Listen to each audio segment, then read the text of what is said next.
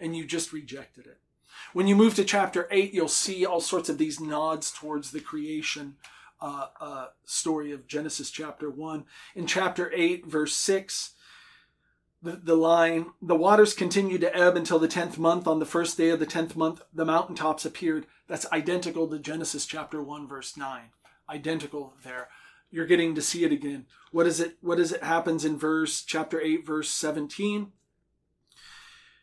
Let them swarm through the earth and be fruitful and multiply. There's the same commandment that we got previously in Genesis chapters 1 and chapter 2, the be fruitful and multiply. So lots of nods here one more time to creation. So what I want to do is look at chapter 9. And chapter 9 is very, very specifically, I think, giving us a new creation scene, but now the rules have changed. So I'll just show you a few of these. Chapter 9, verse 1. And God blessed Noah and his sons, and he said to them, be fruitful and multiply and fill the earth. This is a restatement of the commandment, obviously, to Adam and Eve. You don't really have to be a professor to see that sort of thing. But that's what we're seeing here. That's that first commandment. After creation, they're getting that commandment one more time. Notice here, and the dread and fear of you shall be upon all the beasts of the field and all the fowl of the heavens and all that crawls on the ground and the fish in the sea. Notice here, that's very different. Before, you were told to keep and protect, keep and till the soil, abad and semar. Those were the previous commandments. Now what are we told? They will dread and fear you. It's no longer naming them to find you a helpmate, nothing like that.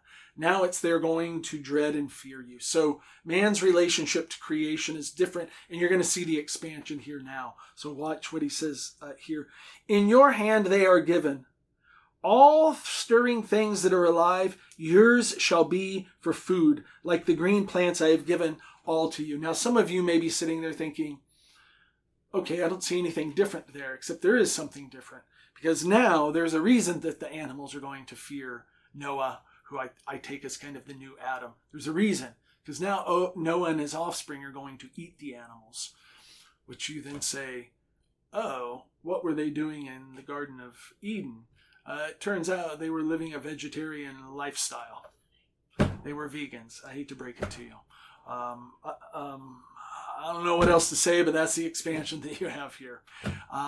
In fact, in many Christian monastic communities, they practice vegetarian diets for this very reason, that yearning to get back to Eden itself. Here's the next thing we can look to. He says, your lifeblood I will requite. From every beast I will requite it. And from humankind, from every man's brother, I will requite human life. He who sheds human blood, by humans, his blood shall be shed. Okay. For in the image of God, he made humankind. Another reference back to Genesis again. All right. So now we ask, okay, what's going on here? Well, this seems to be, I don't even think it seems, I think it is. This is a law of justice as retribution. If you kill a man, then you shall be put to death as well. And we can go back to Genesis chapter 4 of Cain and Abel. What did God do with the first murder? He simply exiled Cain. He tried to stop that sort of runaway violence that was going on, puts a mark on him, threatens violence. We know of none, but he threatens violence on Cain.